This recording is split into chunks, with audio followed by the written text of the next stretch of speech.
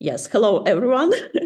My name is Ira Понедельник. I'm from n-ost, and we continue our group of webinars that we have regarding our priority topic in in-depth project, climate change, health, and disinfo. And today we're going to talk about health. We found out that about not good HIV trends in our region, so I'm happy to introduce you Hanna Dovbach, Executive Director of the Eurasian Harm Reduction Association, and our wonderful speaker from Georgia, Medea Milidze, Program Manager at the Union of PL-HIV in Georgia. Thank you so much, both of you, for coming, and yeah, pretty sure that we will have fruitful discussion, and I give the floor for Hanna to talk. Okay, I will share slides. I hope that it will work. You could see my first slide, am I right? So let's start from the very beginning with HIV. HIV in our region started in late 80s, and actually this infection, which like after COVID, we don't see such, we don't feel such panic about the HIV, but back then in 80s, 90s, it was one of the public health threat which really hit all the public health systems. And we all remember that late 80s, beginning of 90s, it's the breaking in Soviet Union. And actually for all this territory, post-Soviet territory, including the Eastern Europe and Central Europe, that was very crisis time. And together with this crisis, there were several trends in public health which came in simultaneously. First, it's more open drug scene. In Soviet Union, there was drug sting, of course, and there was one response, which was the вытрезвители, or the very formal detoxification, formal and almost detention centers with detoxification. And there were no social services for people who use drugs, no social services, and even recognition that sex work exists in these territories. There were no services and even recognition of existence of homosexual relations or men having sex with men as a group, and like nothing. Only the only important part in this story was that among other KGB laws, which were in place in the Soviet Union, in different parts of in all Soviet Union, there were laws on the repressive, some articles in the criminal law, which were used by the KGB system to repress political opponents. And one of the article of it was the article against the homosexual sex relations. And right in the 1991, in the Soviet parliament, back then in the joint Soviet parliament, and then it was repeated in the all republics, apart Uzbekistan and Turkmenistan, this article was diminished in one moment without public discussion, just because this article was used against dissidents.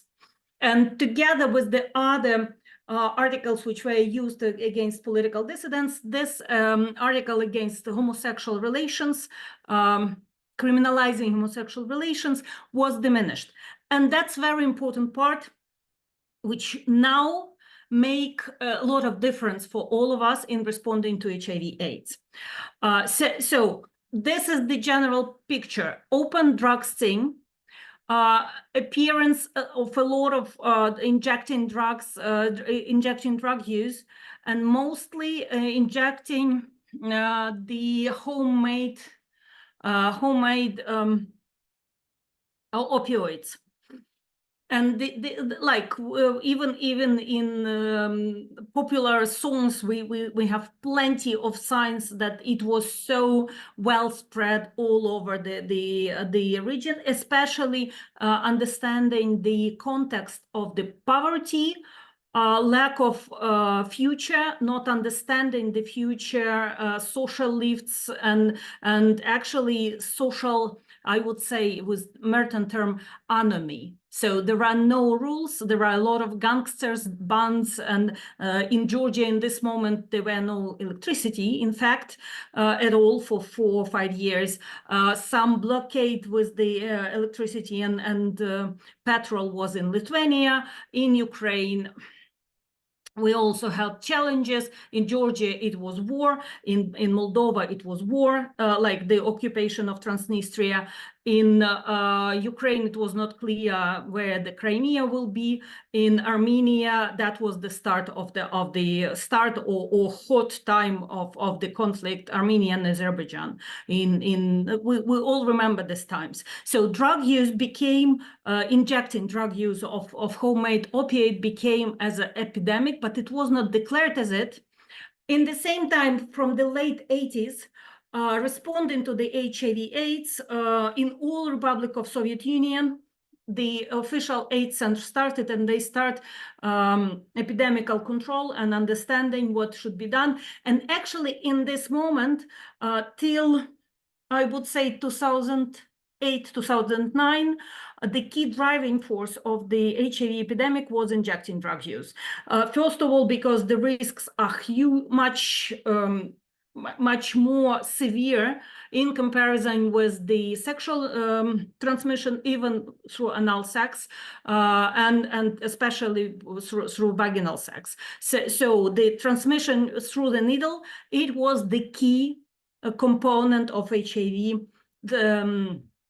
HIV transmission all over the globe, our region, and it was, for example, in Ukraine, the statistics, like the first cases were till 1996, it was up to 100 cases for the country, and then it's become the thousands, and it's really the pandemic of that time, but with the very specific key groups. So in HIV response, we're always speaking about generalized epidemic if it's spreading among general public, and we are measuring it among the pregnant women. What is the percentage of HIV among pregnant women? And this generalized epidemic was in Africa and sub-Saharan Africa.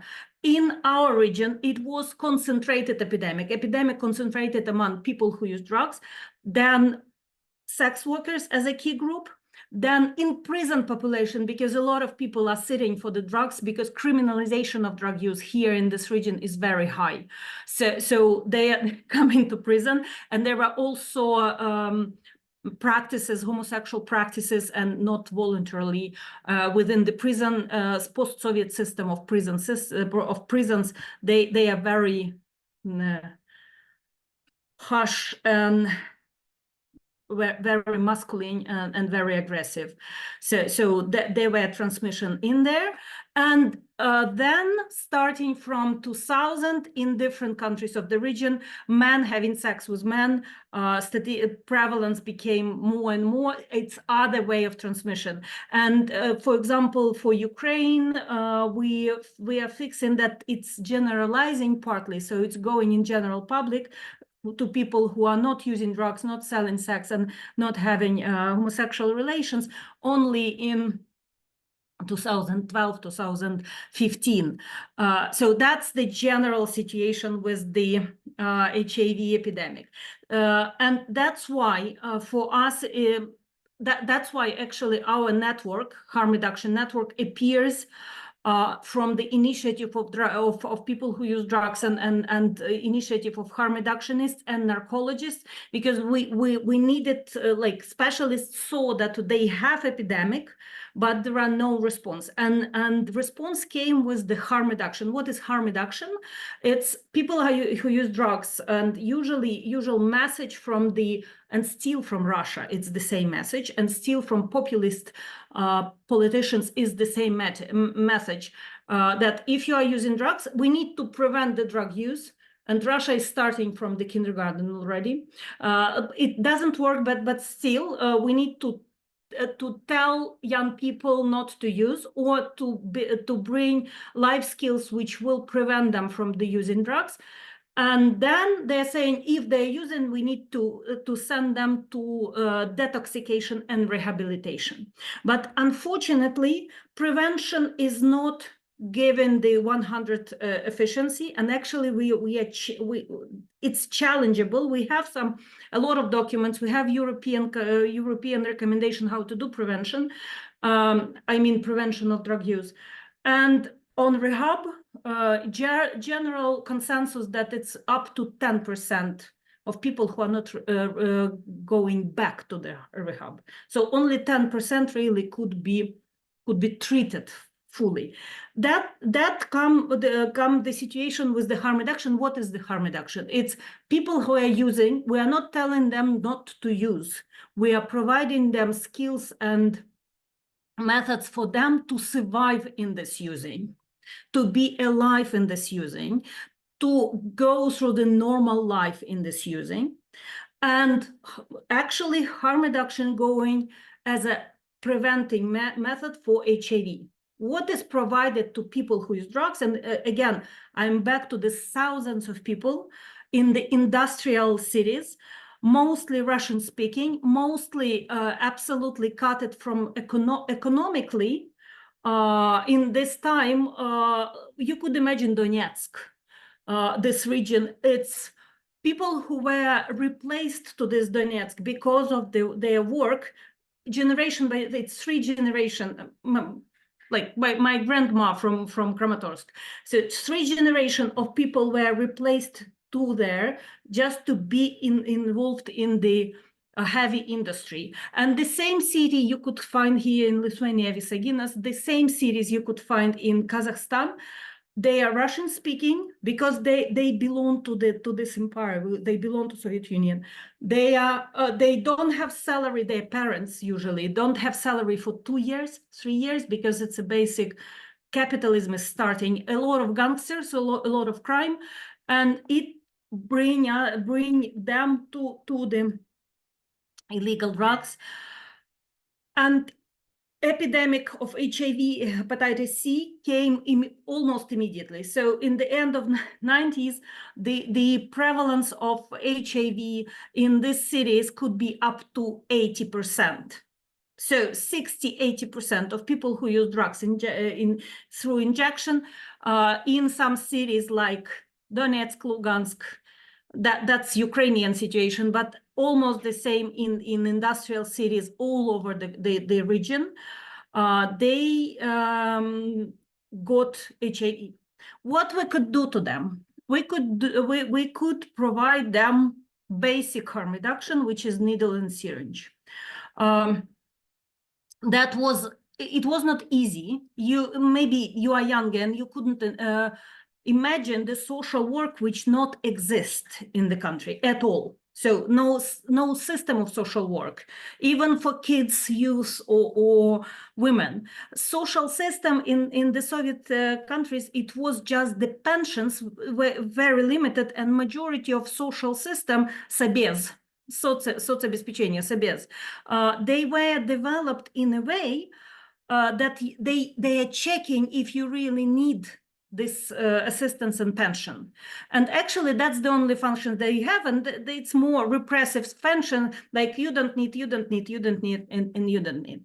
So they couldn't imagine that state and municipalities could not imagine that somebody will take syringe and needles, clean syringe and needles, and go to the places where people are buying drugs and give them the syringe and needles, just for them to use in safe way, not to transmit HIV through blood, not to have HIV in this bowl with prepared substance, because they were checking the substance by adding their own blood. So everybody who were taking the substance for usage gets it with HIV. And that was absolutely usual situation till I was working back then in Ukraine till 2000. 2012, when we change the situation, because the behavior of people who use drugs need to change in a slow way for them to use their own needle, syringe, start thinking about the more clear substance, start thinking about this reducing harms from the HIV. With the sex workers coming back, in the same time, the programs with the condoms and lubricants were developed. So sex workers need to start using, and it's not finished yet. This information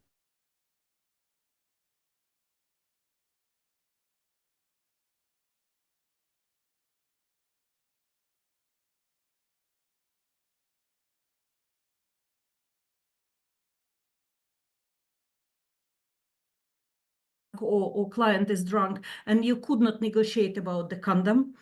Avoiding unsafe contact, anal contacts, or using the lubricants. All this information, self-mobilized movement, sharing, understanding how to do this, sharing even skills how to unnoticedly wear the condom if client don't for client not understand that he is already in condom, but for your safety. That was also important part of this HIV prevention programs. For MSM, it was lubricants and specific condoms, also information. For all these groups, we were introducing, I mean all HIV Response Society. It was done through the international donor support. The Global Fund to Fight HIV, TB, and malaria played very important role, because they bring resources for all this HIV prevention, for spreading it, not from the smaller pilot projects to the broader national coverage. And it was done in all these countries you could see in the picture. So this prevention first came, then availability of testing on HIV. That's still important part. Is it possible to test HIV not only in AIDS center? How to do the counseling to not stigmatize people? How all these issues about testing and then bringing person for treatment for HIV, antiretroviral treatment, which could keep people alive for lifelong. My friends who got HIV, like Gennaro Shubkin, he first appears on TV as HIV positive person in program Vzгляд. It was in Soviet Union in 1990. And he is absolutely active, alive, and brilliant mind in our activism. He is with Russian passport, living now in Ukraine under this missile attacks. That's his position. And he's not alone. Before 1997, there were no antiretroviral treatment in this region. Then it appears only as a pilot project, and that was revolutionary. I do remember activists living with HIV on the very terminal stage. You could see that their immune system already couldn't fight with the all opportunistic infection, because person with HIV is not dying from HIV. Person is dying from tuberculosis. It's half of the death from HIV broadly is caused by tuberculosis, but also from there are a lot of opportunistic infections which are coming together with the HIV, and you could see how bad person is feeling. And I remember in 2004 and 2005, they were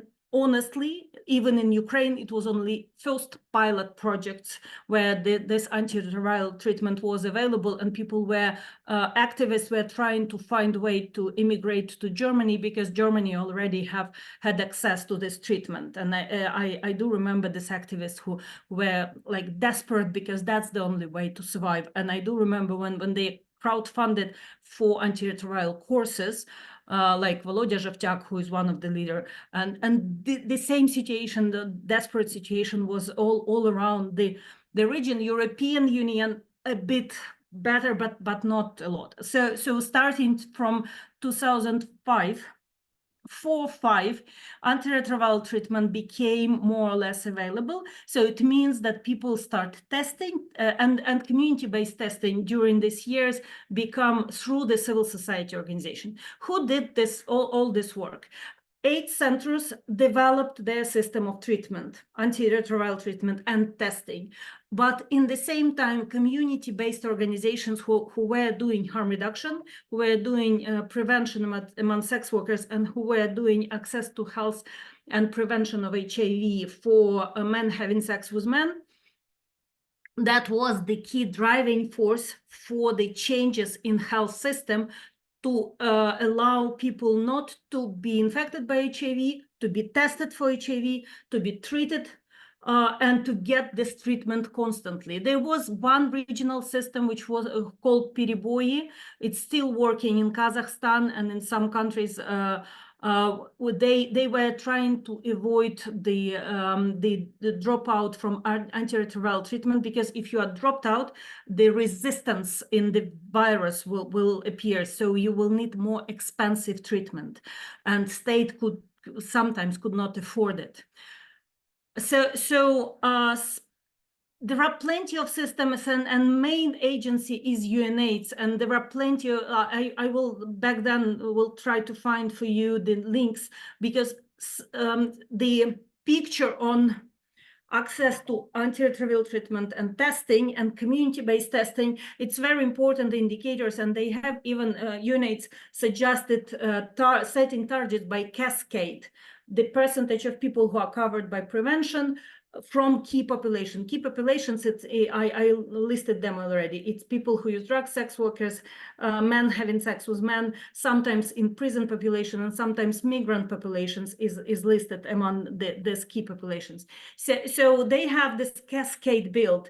What is the percentage of those who are need prevention, get prevention, then a percentage of key population who are tested, and then who start treatment, and who retain on the treatment. Retaining on our antiretroviral treatment is basically the most needed part. And actually, I will be back to this because you see here the HIV distribution, what is the like way of transmission, new HIV infection, from which population they're coming in. Still 41%, it's 18 and 19.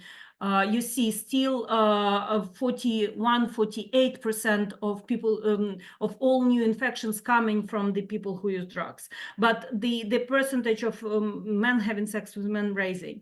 So what is cascade? It's trying to analyze where we have the problems when people are not tested or not getting a treatment and not staying on treatment. With antiretroviral treatment, you need to stay for ages, for lifelong. There are no treatment out. And it means that, and you need to get this treatment every day, or it depends on the treatment. But in this way, there will be, Medea will say, you equal you. That's the key campaign, which we're sharing information. If people are trained, then they have virus in their blood. So it means that they will not have antibodies against the virus, because virus is suppressed in their body. So they have virus undetected. They could even be tested that they don't have HIV. They do have, because they have this treatment. So undetected, and it means that this virus will not be transmitted. And that's very important message for all of us. So people who living with HIV, they could have safe children. They will not transmit their virus to their partners. But still they need to be safe with using the condoms or clean needles. So that's the basic. And speaking about the coverage by harm reduction, the coverage is not huge in this region. You could see the numbers, and like there is the size estimation for all these populations and for people who use drugs as well. It's specific research. And you could see that in countries of the region, it's varies. In Armenia, situation is worse. Armenia, Azerbaijan worse than, let's say, in Georgia, Moldova, or Ukraine, because the civil society is not so well developed, and there were a lot of misreporting in this. Well, I will say diplomatically, and a lot of interference. The biggest problem for HIV response in our region is Russia, because they in 90s, in 2000 till 2012, 13, until now, they're saying we are responding on HIV through informing youth about the danger. They have documents saying that we have concentrated epidemic, but in the same time they do nothing, and they are banning harm reduction. They believe that harm reduction is the Western influence. And a lot of populists, let's say in Hungary, they also believe that it's Western. So it's very much the same people who are against harm reduction. They're against gender equality and gender language. They're against human rights, and they are really against all the human values. And Russia is banning harm reduction very harshly. They are banning opioid agonist treatment. What is opioid agonist treatment? Just to mention, it's part of harm reduction when people who are dependent from opioids, it's still only available for opioid users, but we are now developing some pilots for stimulant users. They are getting treatment either every day, or they have coming once a week to get treatment for their dependency. So they get drugs to keep their dependence, their addiction controlled. They will not treat it out. It's not the purpose of opioid agonist treatment program. They are getting this treatment not to search for illegal drugs, to prevent HIV and hepatitis and all other blood borne diseases. Sorry for my English, maybe I'm missing some. And they are staying on they need to stay on this treatment for lifelong. They could reduce the dosage, but it will be the readiness of patient and his or her work with the psychiatrist, psychologist, narcology doctor, or addiction doctor. Again, back to the old system. Old system of narcology was not very ready, and still not very ready for this program. That's why in Kazakhstan we are now have tremendous crisis and on public against the opioid agonist treatment. They don't feel that state need to pay for addiction, and and when Crimea was occupied by Russia, and Russia is very against not just harm reduction but opioid agonist treatment. Anna, I'm so sorry to interrupt you. Yeah, but I mean, we don't have a lot of time, and media need to talk. So I really hope that you can finish. Like, I'm finalizing this. Yes, Just for opioid agonist treatment, in a lot of countries, it's available now in the city level and in the prison. With the yellow part, you could see the prison. It's all doing with the heavy criminalization of drug use and possession, which is problem, and criminalization of HIV transmission, criminalization of sex work, criminalization and stigma against men having sex with men, LGBT, and criminalization of drug use and possession. It's the main barriers, and that's why in AIDS strategy now we have not only targets by the cascade 95, 95, 95. So all the people need to get tested and start treatment and remain on treatment, but also targets 10, 10, 10, which is about the reducing stigmatization, reducing gender barriers, and criminalization of key populations. So I will give links to all our materials, and I could stop here, I guess, because that will be much deeper in the situation. Thank you so much. I'm pretty sure that we will have a lot of questions, but let's see. Yeah, and Medea, I give the floor to you. Yes, and if it can be for 15 minutes, it will be really, really cool. Thank you. We can see presentation. Thank you so much. I hope you can see the presentation. Yes. So I'll skip the part where I'm going to speak about my organization that I represent actually. So you to understand the perspective, that's the Georgian Union of People Living with HIV.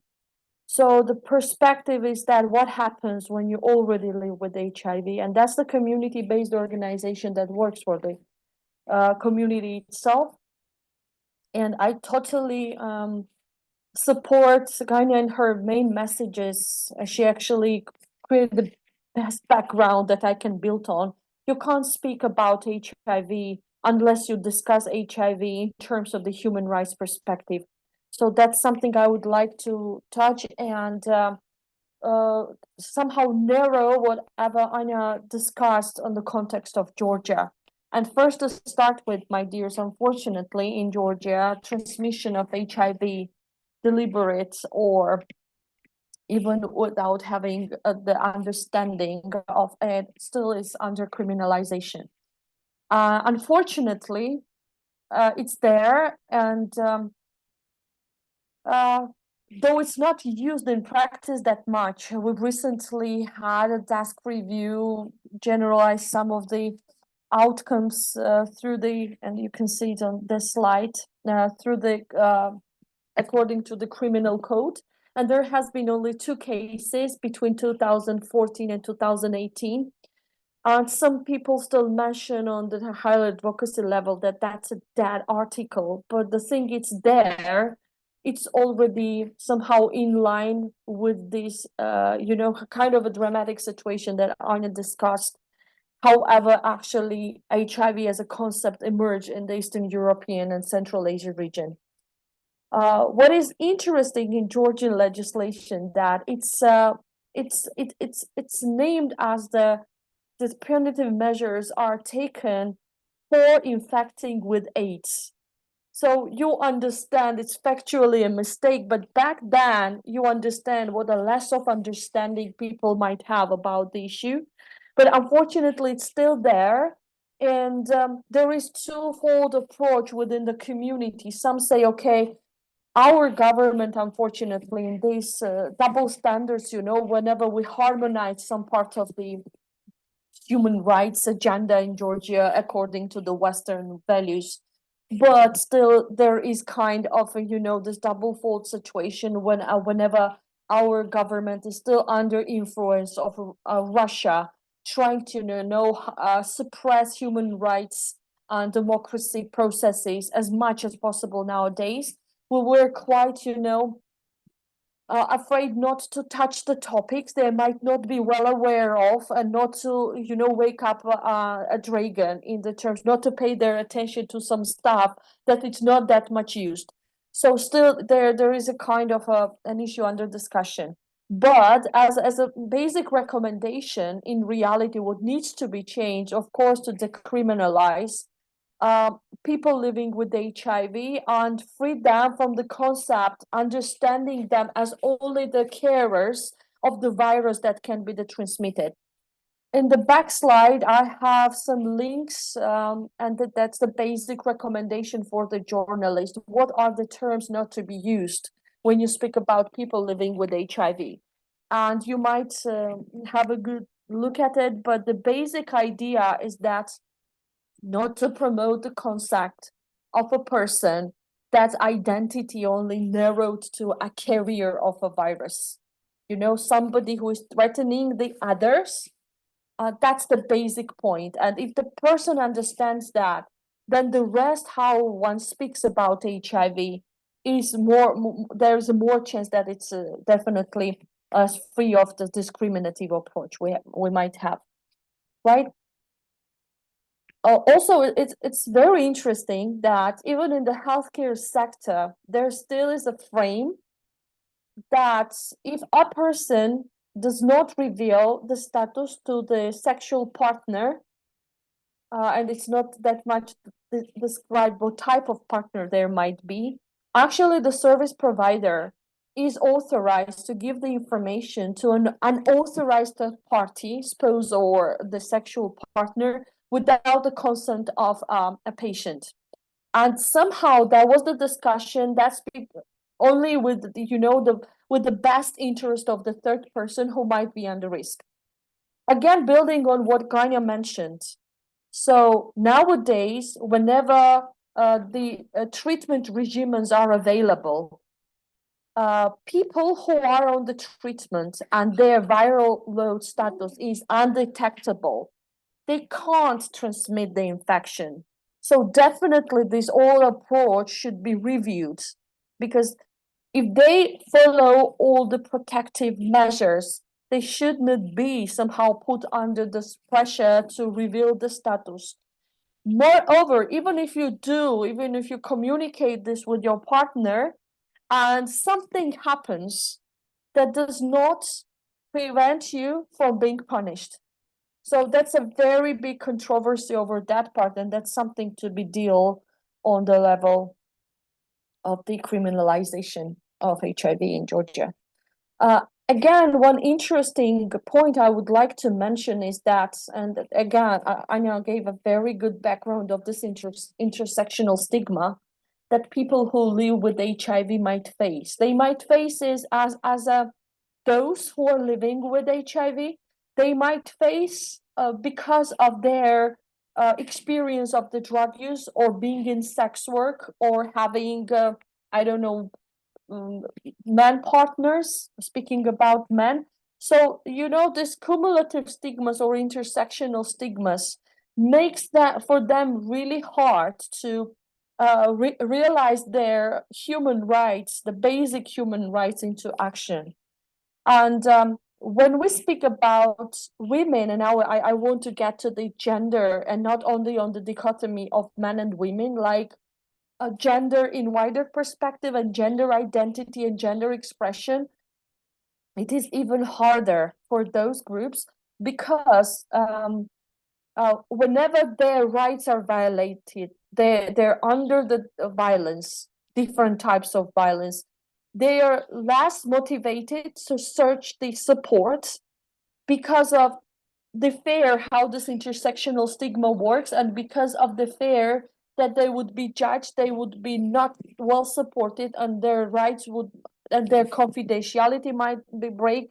And again, multiple criminalization opportunities that they can potentially come under definitely creates a lots of barriers, those people to go and search for the healthcare services, juridical services, legal services, or mental health services, social services as well.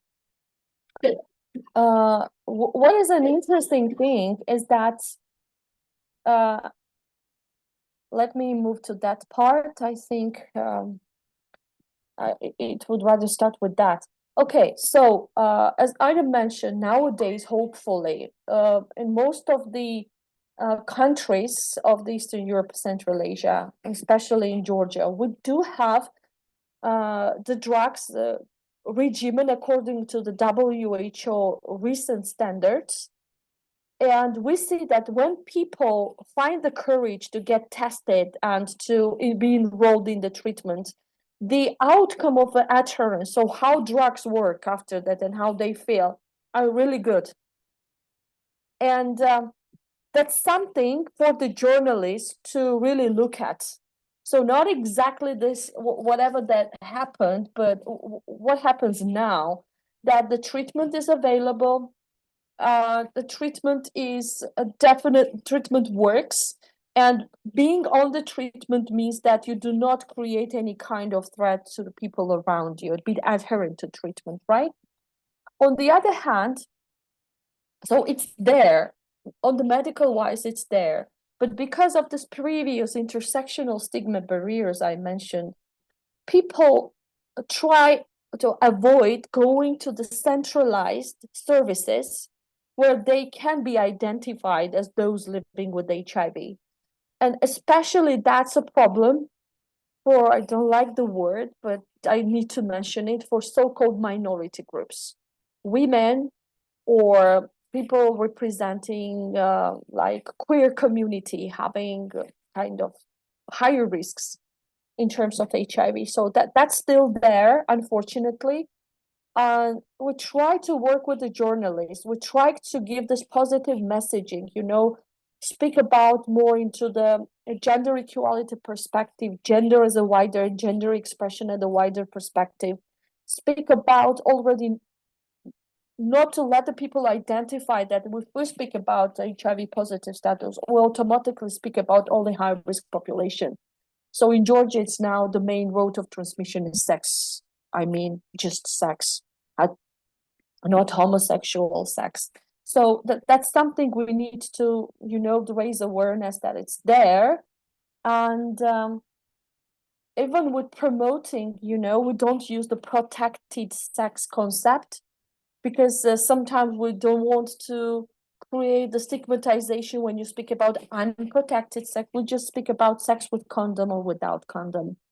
It's also the mutual responsibility about, safety, not only for the people who live with HIV, but those who are not. So it's about sex with condom. It's about, yes, pleasure, but again, about the personal understanding of responsibility, what you can face when you and don't have sex with condom. But again, not judging people who also have so-called unprotected sex without condom. So this new kind of the concept that we try to create our own narrative around it. That's what we try to do, and that's where we see the role of the journalist to help us, create this more positive narrative around HIV.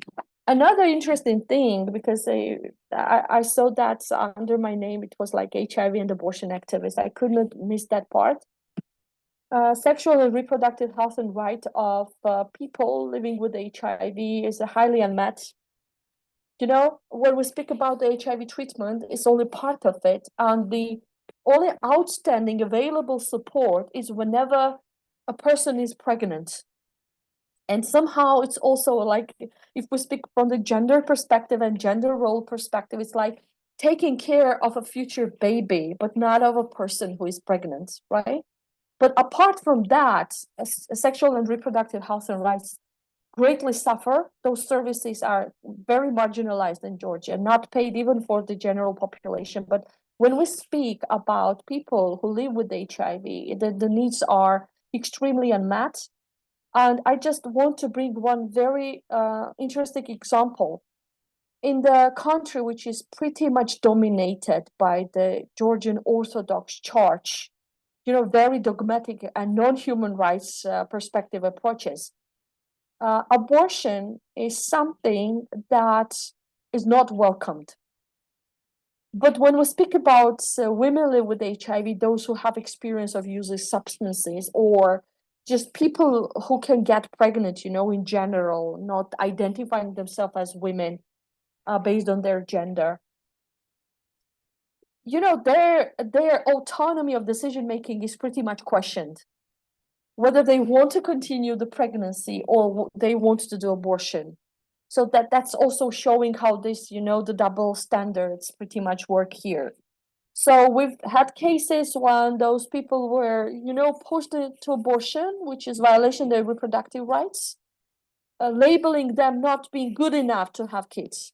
On the other hand, we have cases when they've been refused to abortion. And it's not only the discrimination level, it's of the lack of the knowledge, because nowadays one of the most widespread methods is medical abortion. And sometimes when the doctors knew that those people have the experience or using substances or they are on treatment, they were saying, okay, it's medical abortion and I don't have information about this possible drug-to-drug interaction.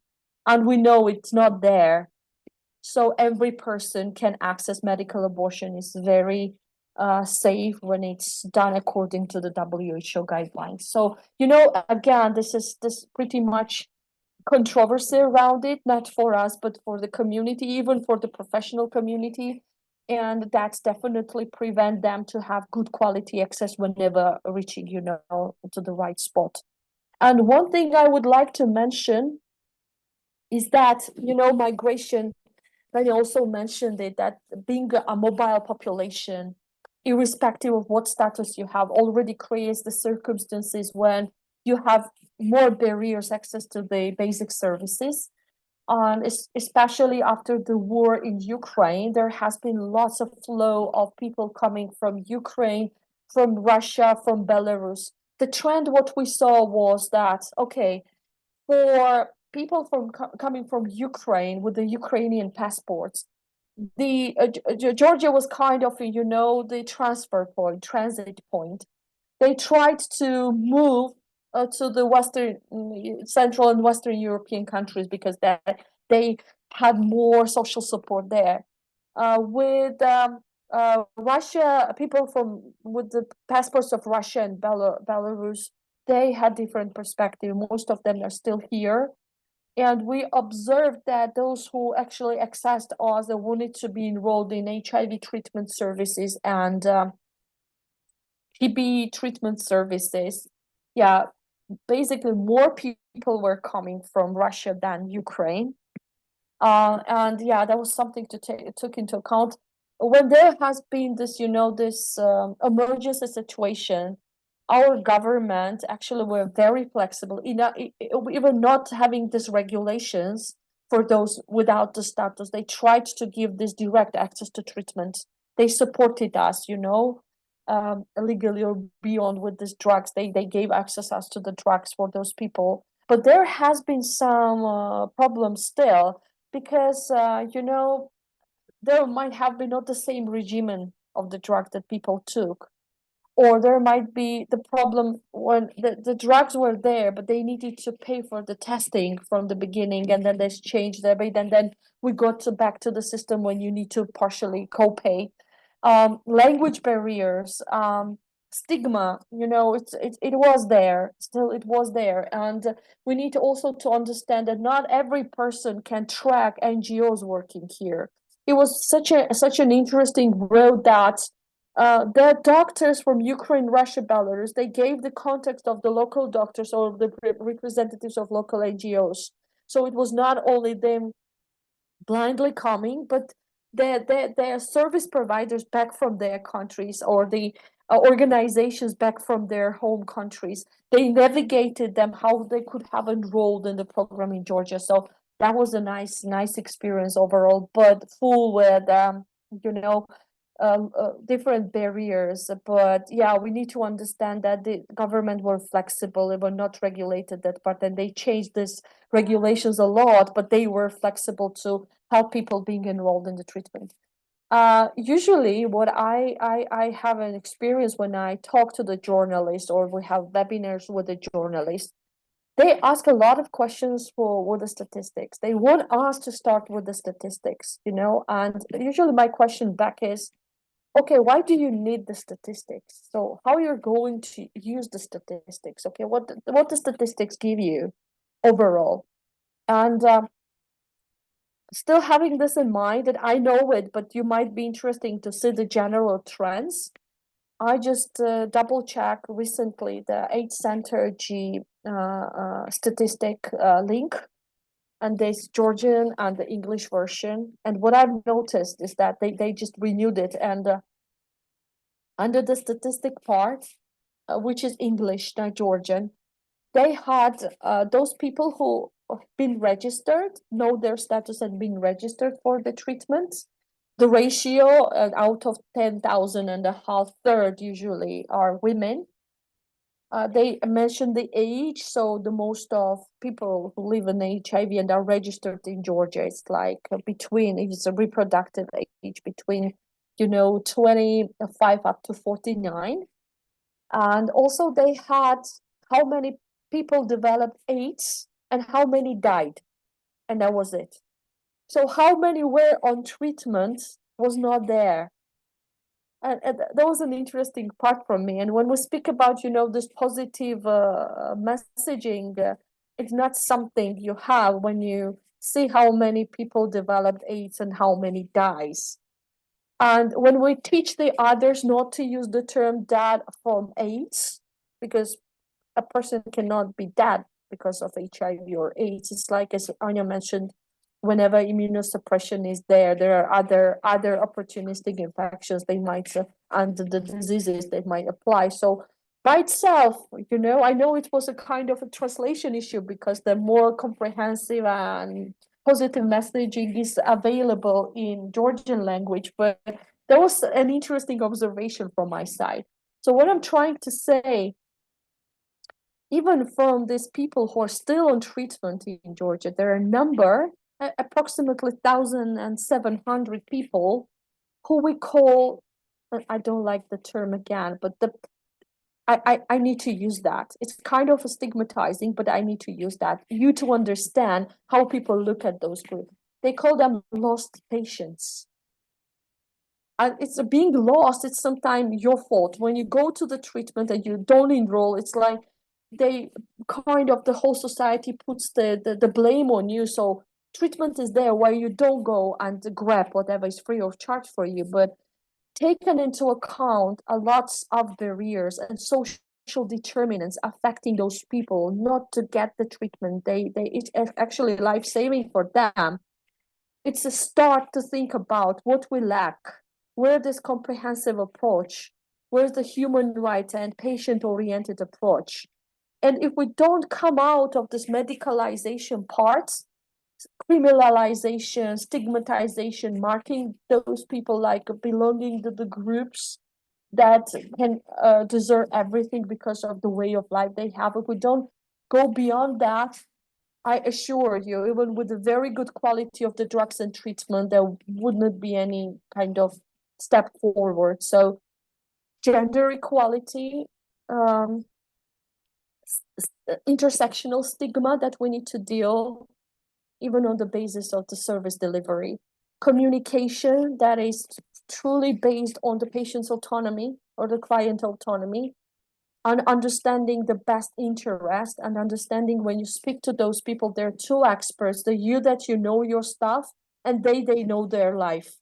If we don't get to this, you know, approach, I don't think that there would be good progress in that terms. And that's actually from my side. Again, you see this very interesting resource. It's very new one about how words matter and how words actually we depict the concept and our mindsets about the topic that we're going to discuss, and they're very useful. You know, the terms that the journalists can use or cannot use when they speak or write about HIV, and I hope that would be useful. Thanks from my side, and if you have any questions, I would be glad to answer. Yeah, thank you. I mean, we already kind of our